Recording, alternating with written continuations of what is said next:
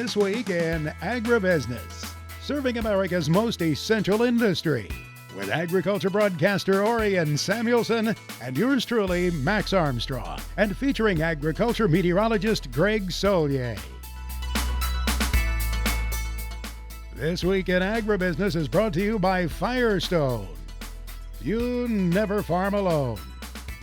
Coming up on this weekend's broadcast, a look at the weeks just ahead. They are critical for the weather, for the markets, for spring field work. Hello, everyone. We welcome you to this weekend's broadcast. Alongside me, Mr. Pearson here. Maybe I'm alongside you. Well, I'm just glad you're here in the studio, Max. It's always a pleasure to see you. Lots going on. We have a full plate over the next hour here. We certainly do. Lots to talk about. The markets are moving. The industry of agriculture is moving forward, and certainly things are changing in Washington, D.C., Max. And you see those photographs out on farms. You can tell farmers are getting ready for the critical field work ahead. Many important operations to perform. Absolutely. Lots of cleaning being done as well in those machine sheds. But Max, as we look out, we've got a new transition of power in Washington, D.C. We have the Biden administration coming in, and that could mean some changes. So I think we ought to dig into them a little bit. Let's go right ahead.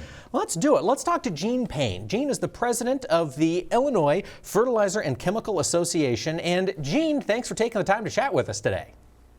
Happy to be here, Max and Mike.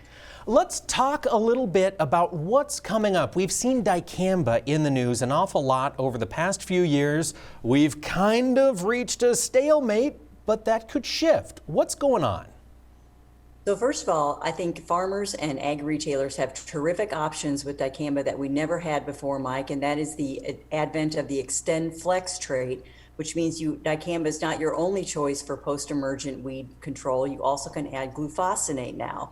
So that creates a tremendous amount of options for growers. And also we have the E3 trait from Corteva, which is the 2,4-D trait on top of soybeans. So that's another great option. The first couple of years of the dicamba tolerant technologies, we didn't have a lot of options, and it led to a lot of issues with coexistence and a lot of complaints to the departments of agriculture, not just in Illinois, but other states. But now that we have the E3, the Extend Flex, and of course we still have the G7 trait out there with Liberty, I think depending on where you live and how you as a farmer decide to what trait to plant, how you manage this, both pre-emerge and post-emerge, it gives us so many great options that I'm really optimistic that the management of these technologies is going to be extremely successful this year. Well, that's really good to hear, because that has certainly been a hot topic amongst, well, everybody in the industry when it comes to weed resistance moving forward. But when you look at the growing season of 2021, it might have a little higher stakes this year, mightn't it, if management isn't handled correctly? So we just got 5-year label approval for these products, but there is a change in administration. As everyone knows, we have a new US EPA director. And even before the Trump administration exited, there were already some warning shots across the bow on FFA, which is the national pesticide structure for how pesticides are approved and labeled and then given permission for the states to use. So we really need to be cognizant that people are looking at, is that current regulatory structure really where we need to be? We think FFA works very well, and it works very well at the state level too. But when we have issues with pesticide complaints and misuse complaints and off-target complaints, people take notice, including the courts in California, as we saw last year, the state departments of agriculture, and certainly US EPA. So that's why it's so important for every farmer out there that's listening, for every ag retailer, to keep these products on target and use the right technology in the right place so you don't have conflicts with your neighbors and we can have a successful coexistence season in 2021. Gene, I have said at times in the past that the EPA administrator, depending on the administration that he or she is in, can be just as powerful and affect agriculture in a more profound way than even the Secretary of Agriculture can. Now, we know something about this new EPA administrator. He has been a regulator already in North Carolina, correct? That's correct. And so he has experience already, which is great. And he's not just a politician moving into that job, but someone that knows what it takes to how to administer very complex regulations. We seem to be, though, unable to control in agriculture those court decisions that come along. I mean, we're helpless to do anything almost, aren't we? Whenever, especially if it's a critical time for field work and all of a sudden a court acts out on the West Coast. Right. So Max, this all comes back to the relationship that we also have with environmental groups. The reason these lawsuits get filed is because the environmental groups in many cases are not happy with how we're managing pesticides. So they feel like their only option is to go to the judicial branch. So regulation by the judiciary is never a good thing. Our philosophy at IFCA has always been to work with our state environmental groups, be transparent with them, show them what we're doing to manage these technologies so that we have that opportunity to succeed. Because if they don't feel comfortable with how we're regulating ourselves, and that's where stewardship comes into place, that's how these lawsuits start, and that's how they end up impacting the whole structure that we worked so hard to create at the national level so that we have uniformity. Go into 2021 knowing that a lot is at stake. We can be very successful with these new herbicide traits and seed traits, but we have to remember people are watching us, and there's a lot of people that want us to fail, which is why we need to rise to the challenge and really succeed and keep these products on target and coexist with all of our specialty growers and our non-GMO soybean growers. Gene, I know there are producers who don't feel very comfortable with that coalition with environmental groups that have opposed them in the past, but I hear and understand your suggestion there that it's maybe better to work with some of these folks to head off the possible legal action down the road. Thanks for joining us this weekend. You're welcome, Max and Mike. Thank you. Gene Payne, president of the Illinois Fertilizer and Chemical Association. Well, now it's time to check the markets. And to offer us her insight this week, we are joined by Elaine Kub, author of Mastering the Grain Markets. Elaine, we have been on an incredible rally in the grains since the month of August. This week, though, it seemed like we caught a little hitch in our giddy-up. What happened midweek to both corn and soybeans? Well, soybeans seems to be the bigger thing, at least day by day when you look at the big movements. And part of that is just a feature of the markets. When asset prices tend to get higher, any day-to-day erratic volatility as a percentage terms, then you get these double-digit days up or down in soybeans. And you're right to point out that this week it started to turn back towards the down direction. Most of those double-digit days were down. I think part of it is honestly just profit taking after that WASDE report, and it is backed up by lower total open interest in the soybean futures market and corn futures market to back that up, is that we saw those bullish numbers that the traders were looking for, and having seen that, they're going to lock in those profits. Gotcha. So you expect to see somewhat of a consolidation, and then perhaps depending on weather, that'll determine the next step? Yeah, exactly. I'm not necessarily willing to say that 1438 and a quarter or whatever that high was from last week in the soybean chart, or the nearby soybean chart, I'm not willing to say that that's it forever, that we have totally put in the peak, because we still have time here, and we're continuing to see China coming in and buying soybeans and corn purchases that you see in the daily sales flashes. That's still occurring and will continue to occur through February or into the deeper half of February, because the world does not have anywhere else to go for these crops at this point. The United States is still making those sales, and there's still going to need to be commercial hedging activity in the futures market. Absolutely. And you mentioned we're the only game in town when it comes to soybeans, but our big competitors, Brazil and Argentina, definitely goosed their acreage, or they wanted to this year based on high prices.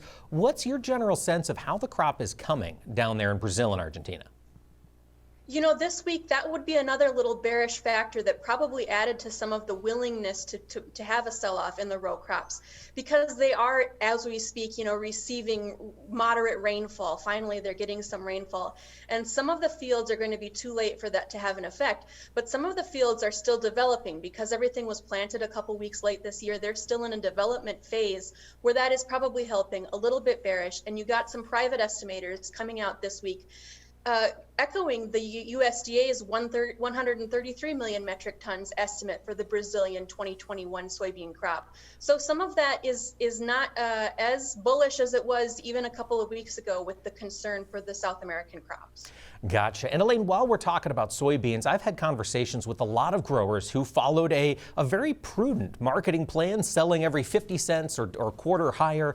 And now we come to mid-January and they're out of old crop beans in particular. Some are running out of old crop corn, and they're looking for that next move. For folks who are out of old crop, is there a way to participate in this rally before we start making new crop sales? Yeah, I am right there with them. I was always willing to sell at a profit at prices I liked, and so I haven't been participating for the last $1.50 of this rally either. Yeah, it's at this point, you don't necessarily want to step in and start short selling the market and add losses on top of opportunity losses. But instead, you can sort of look towards 2021 and see that the rally that's been happening for the old crop has also been churning the new crop prices higher as well. So you've got about 1170 in 2021 futures. And as a price ratio, that definitely does favor selling the soybeans rather than the corn. All right. Well, we'll come back. We'll pick up Elaine's thoughts on new crop sales when we come back right after this. This portion of This Week in Agribusiness is brought to you by the Soybean Checkoff. Tips, videos, how-tos, and more. If it has to do with ag tech, you'll find it in the Tech Tool Shed, your unbiased one-stop resource. And we're talking markets with Elaine Kub, author of Mastering the Grain Markets. And Elaine, just as we went to break, we were talking about what to do with new crop beans, prices in the mid-$11 range. Do you pull the trigger or do you wait and see what happens down in South America?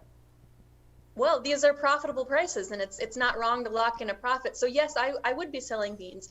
Even corn at $4.50 is likely profitable for most folks, but for beans especially, which are slightly overpriced compared to corn, I think it does make sense to make some 2021 sales, although perhaps not the entire shebang, because you mentioned South America for one thing, but the real question is the La Nina, is that going to persist in North America?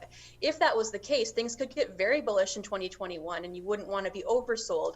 But I think at these prices, these profitable prices, locking in a little bit now is kind of a no-brainer. Absolutely. And Elaine, you touched on something there, the potential for La Nina to really create some havoc. We already have abnormally dry subsoil across a lot of the Corn Belt. Growers are looking back at drought monitor charts from 2011 heading into 2012, and they look fairly similar this time of year. On the corn side, same question. You mentioned $4.50 looks like an attractive price to sell. If you are making new crop sales, would you look to re-own via options? I think options are slightly overpriced right now because of the volatility that we've seen lately.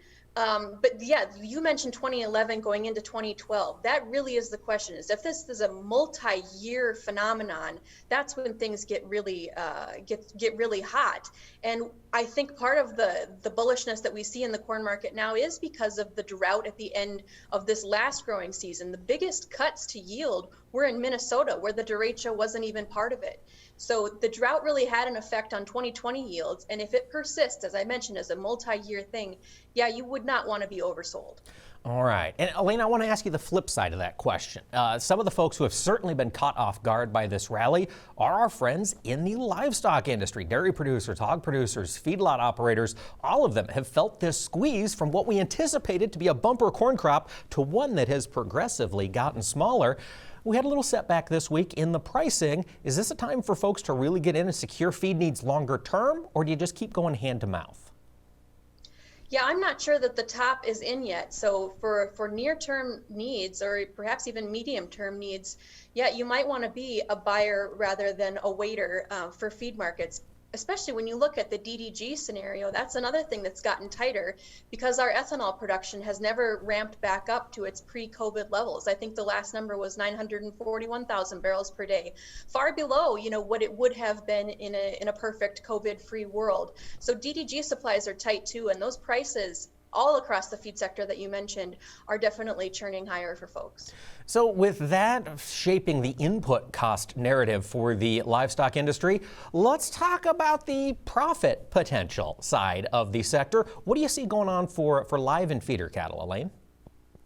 I see the cattle market kind of in a stasis, probably chopping in a neutral lane here because we're at prices where everybody's making a little bit of money. If you've got cash cattle at 110, which is where they have been this week, you got feeder cattle less than $140.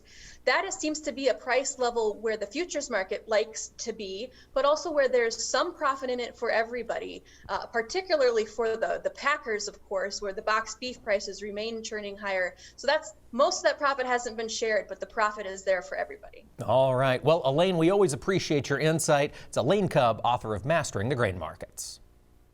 Chad Colby's look at agriculture technology comes your way next, brought to you by the IBM Watson Decision Platform, combining AI with Internet of Things data to help agribusiness increase yields, improve quality, and drive sustainability. I have seen a preview of Chad Colby's technology segment here. Now, this is a piece of equipment I may need. Yes, cutting edge technology. I have a love-hate relationship with the chainsaw. Let's find out what Chad suggests.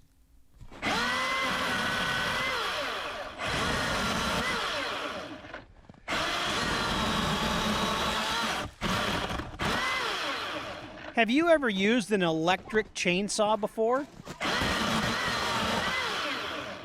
Hi everyone, I'm Chad Colby, and recently I had a little do-it-yourself project in my front yard. After we had a pretty substantial ice storm, I had a lot of tree damage. I went to my local home improvement store, fully intended to buy a new gasoline-powered chainsaw, but after talking to the fella at the store, I realized maybe my best bet is to get a cordless one. So, as you can tell, I pulled the trigger on a Milwaukee chainsaw. It allowed me to utilize the batteries I already had in my shop. Now, you can see right there, that compartment in the back allows you to take the larger M18 batteries. I kind of have the mid-range ones or the smaller size. Once I got this thing home, though, I was anxious to get my mess cleaned up. I did make a couple social media posts because I wanted to get people's feedback before I bought one, and the reviews were incredible. And let me tell you, you guys were right. This chainsaw is super handy. We've all been annoyed by mixing fuel and a chainsaw that's been sitting in the back corner of your shop for a year or two and have it not start. This thing works so good. This particular model is the equivalent of a 40cc chainsaw. It does have a variable speed trigger, which is super handy. So like other cordless tools, this is certainly one to stay. For This Week in Agribusiness, I'm Chad Colby. Well, he made that look easy, didn't he? What Chad didn't tell you is that you will need some extra equipment. You're going to need batteries and chargers for that. Then you get into some additional money. You get into some money, but you're not making that emergency trip to town for 2-cycle oil to put in the gas. So maybe it's a push. I have a gas-powered chainsaw in the shed that will not start right now. That's a challenge. It is. We may have to call Marcel Ledbetter and consult with him. I think you're right. Jerry Clower's good friend.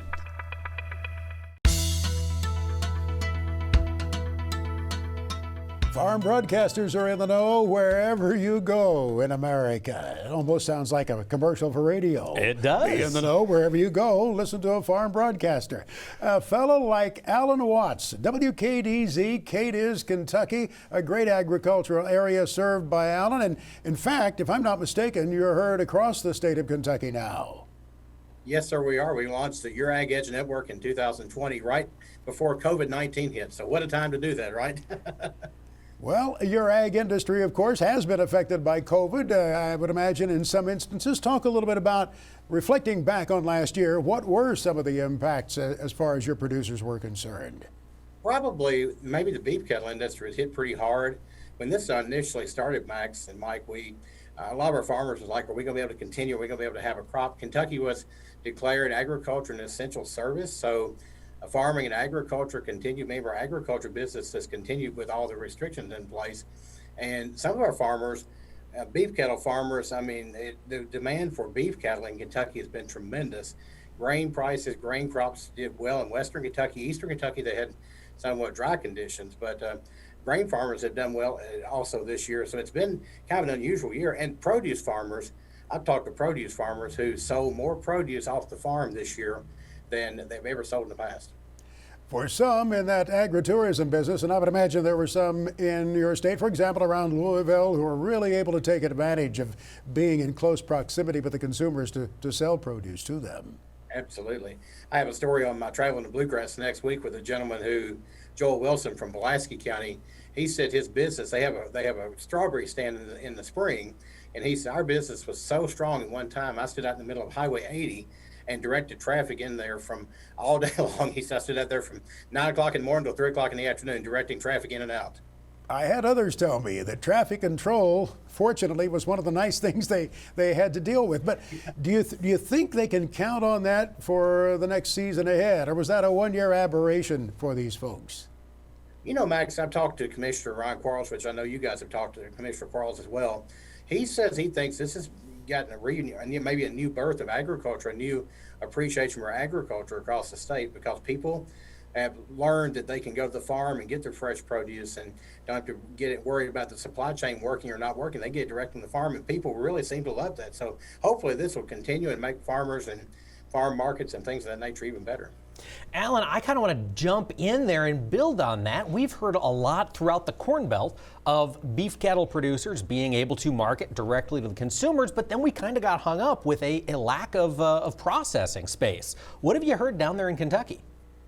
We're having the same problem here, Mike. In fact, Commissioner Quarles used some of the CARES money. He worked with Governor Beshear in Kentucky to use some CARES money to allow small producers or small custom meat packers across the state to expand their operations to handle more. But farmers will tell me, say, I've gotten calls from consumers who say, can I buy a steer? Can I buy meat from you? And he said, yes, but the first question is, do you have a processing date? He said, if you don't have a processing date, come back and see me in about a year. So it's been about a year wait. Man, that seems to be the story across the country. And for our viewers who are scattered across the country, not all that familiar with Western Kentucky, you've got produce, you've got corn and beans, you've got beef, you've got poultry. I mean, you guys really run the gamut. What's the general sense of producers that you talk to out there? We optimistic going into 2021? They are optimistic going into 2021. And of course, in the western part of the state, we're big corn, tobacco, especially dark fire tobacco, and then air cured tobacco as well. And then soybeans, wheat, and then central and eastern Kentucky are big on livestock. I think all producers I've talked to are pretty excited about what 2021 could hold for them. And maybe, 2020 turned out to be a year they thought would be a bad year, really turned out to be a good year, and they're looking forward to 2021. Of course, here's the last couple of weeks with grain market prices where they've been. Every farmer I've talked to, I have to catch them between loads to the elevator, because the guy told me the other day, he said, if I didn't have it contracted, I'm selling it. The lines, we noticed the truck lines were fairly long at some of the elevators too. One quick question about the Louisville Farm Show. What do you think? That always takes place the middle part of February, but they backed the date up to March 31st. Is it likely to still be held? Max, that's a good question. I talked to David Beck, who's the president and CEO of the Kentucky Expo Center and Kentucky Venues, and he said, we're going to plan it as if it's going to happen. He said, we're hoping COVID numbers and the vaccine will get out there and get people more comfortable, and the COVID numbers will go down about that time. But he said, we're going to plan as if it's going to happen. He said, we may have to cancel at the last minute, but he says right now we're full speed ahead. Makes you wonder if they would add tents outside or something. It's going to be 6 weeks later. Temperatures would be a little bit warmer, and you wouldn't have that elbow-to-elbow crowd inside the facility that generally is the case in mid-February. The Kentucky Exposition Center figured out ways to do things last year pretty safely. They did the Kentucky State Fair in August, and they did it. It was very socially distanced. Only exhibitors, everybody wore a mask, even the exhibitors, which was kind of different to go to, but very quiet. They also did the North American with the exhibitors only. And Mr. Beck told me, he said, we think we've figured out how to do these kind of things. He said, hopefully we can get a crowd in here and keep them far apart as much as we can and have the farm machinery show. So many people depend on the farm machinery show and the tractor pull every year just for that spring experience or that winter experience. Alan, it's always a treat to talk to you. We sure appreciate it. We'll see you along the way. Take care. That's good, Mike and Max. Thank you, guys. Alan Watts, WKDZ, KDIZ Kentucky, has a big listening audience, not only the western side of the state, but all across the state. That farm machinery show, that's usually around Valentine's Day. Yes. No excuse for the guys this year. That's right. You got to plan something else. They'll take care of that at home. We'll have more coming up on This Week in Agribusiness. Stay with us here. This Week in Agribusiness, serving America's most essential industry, is brought to you by Firestone. You never farm alone. Welcome back to This Week in Agribusiness. Max, of course, it's winter time. We've had freezing fog. We've had ice storms across the country. We had a derecho in my neck of the woods earlier this summer. Linemen and women are out there doing yeoman's work this time of year, aren't they? Yeah, a little bit of a tip of the hat to the rural utility folks out there. And, they get called out on the worst nights of the year, and sometimes they're brought into the worst situations when you have trees down, when you have buildings damaged. Everybody wants their power on, and they want it back on right now. Of course, in some facilities where the power is crucial, there are auxiliary generators, for example, dairy farms and hog operations where the buildings have to stay stay heated, but that power is so crucial to so many. It really is, and that's the thing, especially in today's day and age where we're all plugged in and electrified 24/7 during COVID. It really, I think, heightens the importance of the work that happens out there in the countryside, keeping the juice flowing, Max. And it's a joint effort out there. Some of that power is supplied by investor-owned utilities, but the rural electric cooperatives were the ones who went out and energized the countryside decades ago. They went into areas that the investor-owned power companies would not serve because the number of customers per line mile were just too few. And so those cooperatives, even after the lines were built, have a crucial role today to maintain them. Take a look at this map. This shows you where America's electric cooperatives are. Look at that wide swath right down through the heart of the country,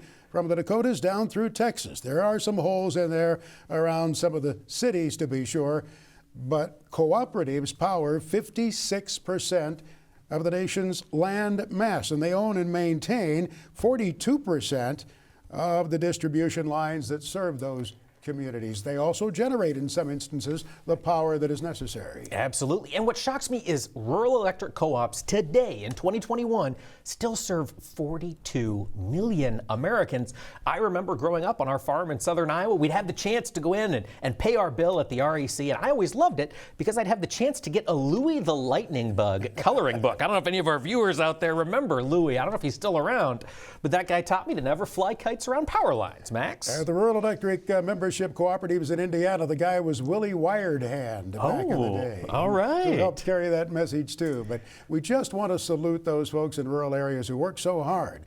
You know, they helped bring, in many instances, the internet, and are continuing to do so, into the countryside, and that is now a crucial service. Many people are drawing the comparison, saying now, with the need to expand broadband in rural areas, it's not at all unlike what it was when electricity was first brought to the countryside back in the 30s and 40s. Wow, time to consider co-ops. They've worked in a lot of different respects in agriculture. When you think about it, you know, to buy inputs collectively, to market collectively, and then to energize the countryside and bring broadband out there too. Absolutely. It'd be great news for a lot of us out in the countryside. That's right.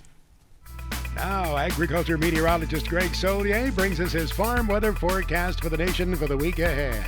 It's presented by Pivot BioProven, the nitrogen-producing microbes that stay put, whether or not. As we check in with Mr. Solier on his agriculture weather forecast, we'll check for some recharge of that snowpack in the mountains out there. That is so critical, isn't it, for irrigation water? Yeah, we've made some pretty good progress, but primarily for now into the Pacific Northwest, the Cascades on westward, some areas across the Rockies, but farther south into the Sierra, woefully behind schedule. Snowpack maybe 50% of average, but at least a third feature coming ashore there later on into the week. And a parade of systems for a change finally making their way into the Pacific Northwest, dropping down into sections of the Central Rockies, back across the plains, so we'll add to the snow cover, the snow pack, and hopefully more of an inland situation as well, with even moisture back into parts of Northern California. That trough, that U-shaped configuration, buckles even more so the middle to late portions of the week, so this will be an active winter weather pattern across the Dakotas, Big Sky Country, and Northern California, and points on northward, so some optimism to get a more complete covering of moisture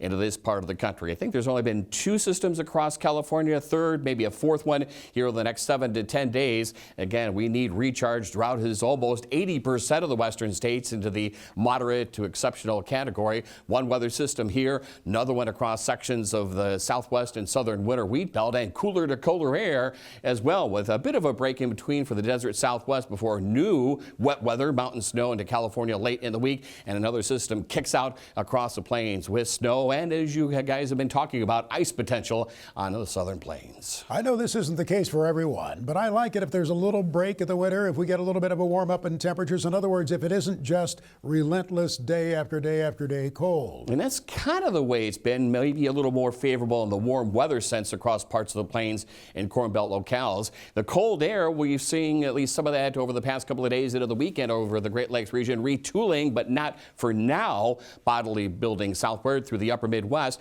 Weather systems will continue to slingshot their way over the central and southern plains of the central and southern Corn Belt. Winter precip in one form or another. And here's that break, Max, that you talked about after some cold air here across the eastern Corn Belt. A little bit of a thaw going over the complex as the new next weather system, new low pressure comes out of Colorado. And again, we pick up snowfall potential over the western Corn Belt and central plains. It's been one heck of a wintertime season. 3 snowfalls as far south as almost south central Texas.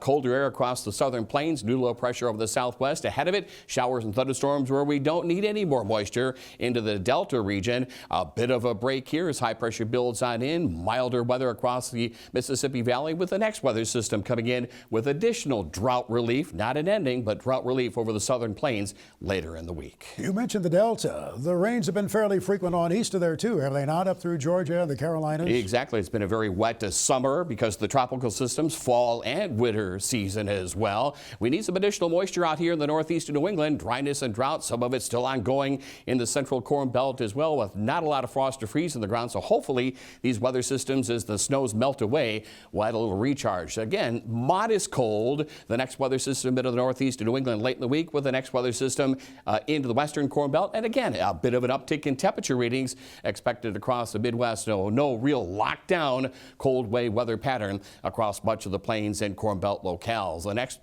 couple of weather systems coming out of the southern plains into the Tennessee Valley with a widespread shower and thunderstorm activity west to east early to middle parts of the week. Back into, again, cooler to colder air. And yeah, we've had a couple of frosts and freezes into the Carolinas, maybe as far south as the Florida Panhandle, down through central and southern Florida. Pretty quiet weather picture. Cooler air across the Delta and a bit of a break in this wet weather picture before another couple of fronts move on in. Buckling jet stream pattern, and the rains are back in the forecast down there later in the week. Now Greg Soye is back with his extended farm weather forecast for the country. Presented by Pivot Bio Proven. Visit pivotbio.com to find a representative near you.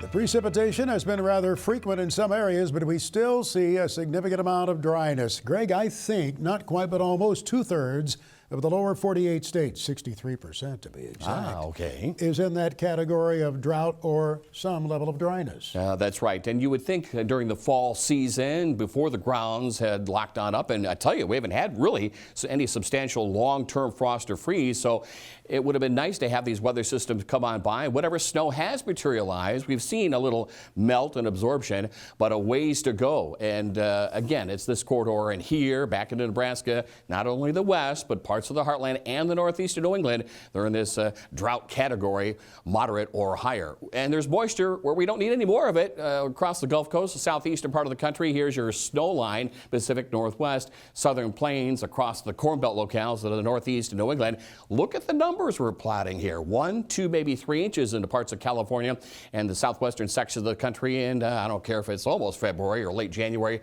severe weather potential across the deep south. Your map makes it look like the moisture just settling right to the Gulf there. That's right, where they don't need any more of it, unfortunately. Well, let's look at that first full week of February. What do you see? From a temperature standpoint, here's this recovery that you talked about. We get these little niblets of cold that drop on in. They quickly modify right back out. And here's the story across the western states, central and southern plains, central and southern Corn Belt, a little bit of a mini thaw. Temperatures about normal across the Midwest. The cold is not all that challenging for the Great Lakes and the northeast of New England. But the weather pattern is of good news. Pacific Northwest, maybe some additional snowfall here and ice potential in this particular setup. Mixed moisture of a wintry persuasion and across into the mid-Atlantic region. Don't need any more of it here. Dry time for Texas still ongoing, and this will be an ongoing story, the dryness and drought in the southwestern part of the country. For the week of February 8th, will that cold weather still be pretty much held at bay? Largely, but getting to retool and repool, and here it is to about the Missouri and up towards the Sioux and points on westward, a little prod of way below average out through Big Sky Country. And any cold that we've had is really at times focused in this part of the country here. Drop off in the southwestern states. Here's some warmth for the Ohio Valley. Yeah, those grounds have been pretty challenging. You enjoy the warmth, but there's been not so much support with lots of mud out there. there where snowfall has been limited. And it's a stormy weather picture. May don't necessarily want to deal with that from a power standpoint, but moisture, northern and central California, northern and central Rockies, Plain States, Corn Belt into the northeast of New England. The only dry areas down towards the Rio Grande on westward. As I pointed out to Mrs. Armstrong the other evening, it's staying lighter later, and you know that kind of feels like you're getting over the hump. But we know there can be a lot of winter after the middle part of February. You're talking exactly about this right here. Oh, this. Yeah, there you go. Holy cow. Yeah, I don't. You know, the correlation of sunrise, sunset times, and the actual weather pattern. No, and remember, there's always a lag in the sun's energy before it gets to the Earth's surface here. Anyway, here's a cold wave up towards the Sioux, that is, and look at this cold air locked in across the northern and central Corn Belt, all the way down to Dixie. Some warmth across Texas. You wanted wintertime. You wanted moisture. Not much in the southwest or down through Texas or the Gulf Coast, but it will be a stormy and active one. Pacific Northwest, a couple of winter storms, northern and central parts of the Plain States as we head through the mid to late portions of February into the Ohio Valley, the northeast of New England. And unfortunately, that particular snapshot of cold and moisture is going to be the story. Too much of both in the Corn Belt, especially east this springtime. Next on This Week in Agribusiness, it's Max's Tractor Shed, spotlighting another great American tractor.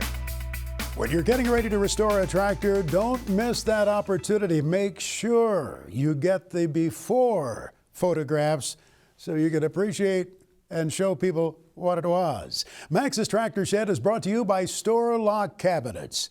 The people who own those tool cabinets appreciate the fit of the doors and drawers. They appreciate the stability and they love the looks of them. Store Lock, made in America quality, storelock.com. So many times I've said to folks, make sure you take the before pictures. I remember I helped judge the National Tractor Restoration Contest one year at the FFA convention. Quite a job, by the way, one I very much enjoyed. It took quite a bit of time, but one thing I recall was you relied heavily on the pictures. You didn't get to see the tractor in person, but you got to see the photographs of what it looked like before the restoration. Well, here's one in Ohio that actually look pretty good, with the exception, look at the numbers up there. Those look like mailbox numbers on the side of this Case 830. Greg Gruby, not far out of Columbus, Ohio, has this Case tractor, and this is the way it looked before the start of the restoration. Altogether about 75 horsepower under the hood there. The sheet metal was blasted and primed and then painted, and a clear coat was put over that. Yeah, it's just one of many Case tractors that Greg owns. Why, there's a Case 500 diesel his father traded in over 60 years ago. He said that was pretty exciting finding that. We may have to see that another week along part of the Greg Gruby collection, along with this 830 from back of the 60s. Actually, J.I. Case made those all through the decade of the 60s. There's some mighty fine tractors and other equipment crossing the block at Big Iron Auctions in the week ahead. The Wednesday auction coming up. Mark Stock tells us about it. Well, Max, 720 items from 105 different sellers will sell equipment on the January 27th Big Iron Auction. Young Acres Inc. Retirement out of Broken Bow, Nebraska will sell a John Deere 1760 Series 12-row 30 planter. They've got a John Deere Soil Management 637 Wheatland disc as well. C&B Operations from Laverne, Minnesota. They'll have a Challenger 2956A round baler and a John Deere 568 round baler selling. Jay Douglas from Mason City, Illinois. They've got a John Deere 9420 four-wheel drive tractor. Bossert Sales from Mount Pleasant, Iowa will sell a John Deere 8100 mechanical front tractor and a Freeze and bulk seed tender. Check out the Gorgeous Dairy Equipment Leasing Equipment in Viola, Kansas. They've got a 2006 Peterbilt 379 semi-truck, a Kenworth W900, and an International 9300 Eagle. Clay Rod Farms from Syracuse, Nebraska will sell Klaus Lexion 730 combine and a John Deere 4730 self-propelled sprayer. All this equipment, Max, selling on January the 27th. A little advance notice of a collector car auction Big Iron will be conducting in May. If you've got collector cars or pickups that you would like to sell, contact BigIron.com before March 15th to be on this nationally advertised auction.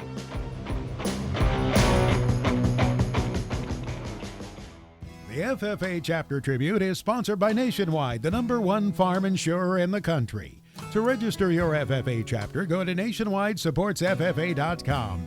That's nationwidesupportsffa.com. Nationwide, we stand for you. Well, This Week in Agribusiness is continuing our tribute to FFA state officers. We're talking with the Illinois team, and joining us this week is Jordy Oliver. Jordy is the state secretary for Illinois. Jordy, thanks for chatting with us today. Oh, thank you so much for having me. I appreciate it. Well, let's talk a little bit about your background. Did you grow up in a farming family? Actually, no. So I had horses growing up, but I was a competitive gymnast, so I was never around the farm. So agriculture was something new that I really got introduced to when I started high school. So what prompted you to get interested in agriculture? Did you join FFA and then it grew, or did you have the interest and that prompted you to join FFA? Yeah, so that's a great question. I actually got introduced to the show cattle world first. So I got to see a little bit about the cattle industry, how I can show and be involved in agriculture. And then my amazing ag advisor got me involved in FFA, and that just sparked my love for an organization, and it just grew from there, and here we are today. That's fantastic. And you're a graduate of Vienna High School, the class of 2020. What did your FFA chapter excel at? Yeah, so Vienna was a very close-knit community. It's a very small school, so we know anybody and everybody in the hallway. So the Payne FFA chapter really excelled in a lot of events, just being involved in our chapter and our section. And one thing we really like to do is work with our alumni. We do a lot of antique tractor shows or just fun events to get the community involved and share advocacy about agriculture in our community. That's fantastic. And now you're serving as the state secretary. What does that role require, Jordy? Yeah, so serving as a state secretary, here in Illinois, we are asked to defer a year of school. So we are full-time FFA. We are devoting our entire year to the FFA members of Illinois and National FFA. So for this year as state secretary, the big job that I do is that I take a lot of notes, which is a lot of fun at meetings. But other than that, my teammates and I, we do a lot of fun stuff together. We're presenting conferences, doing meet and greets with chapters, even if it is virtually. We're finding those ways to meet with them and make those connections. That is fantastic. Jordy Oliver, thank you so much for taking the time to join us here this week. Of course. Thank you for having me. I appreciate it. Yet to come on This Week in Agribusiness, as we are showing you each weekend equipment from the Farm Progress Virtual Experience. We'll show you some that isn't right out in the field, but it's very important to the growers.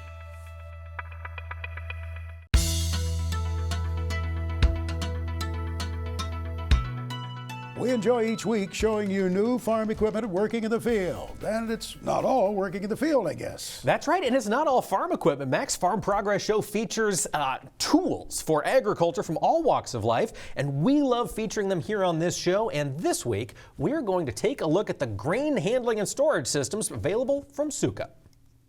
Suka Manufacturing Company is the world's largest family-owned and operated manufacturer of grain storage, grain drying and handling equipment, and steel buildings.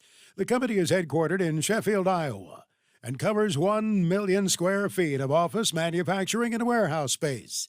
The company employs more than 600 people, making it one of the largest employers in north central Iowa. 3 generations of the family are active in the business. The Suka product line includes on-farm and commercial grain bins, portable mixed flow and tower dryers, centrifugal and axial fans and heaters, stirring machines, bin unloading equipment, and bin floors and supports. Suka also manufactures material handling equipment, including bucket elevators, conveyors, and support structures, and steel buildings. Suka has 6 distribution centers, and our products are sold throughout the United States and Canada and in more than 85 countries worldwide. Since 2001, Suka has been manufacturing and selling grain bins. Our farm bins and smaller commercial bins range from 15 feet to 60 feet in diameter, but we also offer commercial bins with diameters up to 165 feet. Our sidewall sheets are coated with Super Shield for enhanced color uniformity and a clean oil-free surface that won't attract dirt and grime. Suka offers one of the most innovative lines of grain dryers available. Our cross-flow dryers utilize the patented quad-meter roll system for accurate moisture control. Our mixed flow dryer line is the only vacuum-cooled option on the market. Quiet centrifugal fans, excellent grain quality, and higher test weights. They all use the QuadraTouch Pro controller and can optionally be controlled using your cell phone. The heavy-duty paddle sweep is a safe and efficient unload that cleans your drying floor right down to the planks.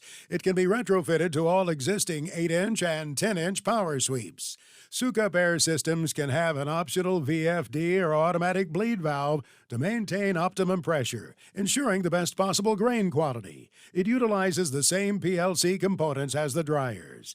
A popular material handling innovation is the Sukup double run conveyor. Heavy gauge tubing is now standard, and the double run causes less grain damage than a portable auger. Heavy duty construction ensures quiet, long lasting operation.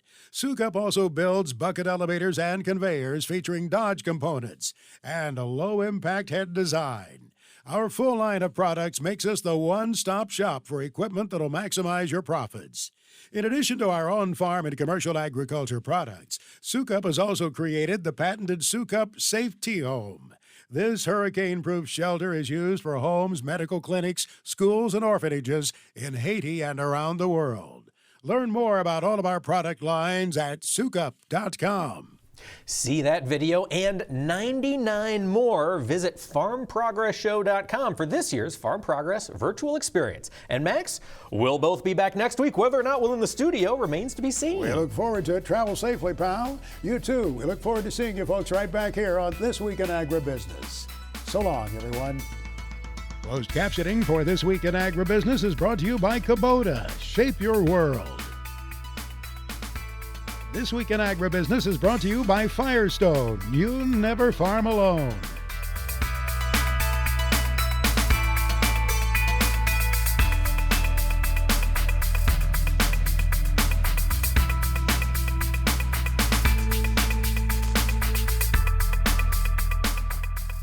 This Week in Agribusiness is produced by Omax Communications in association with 22 Creative Group.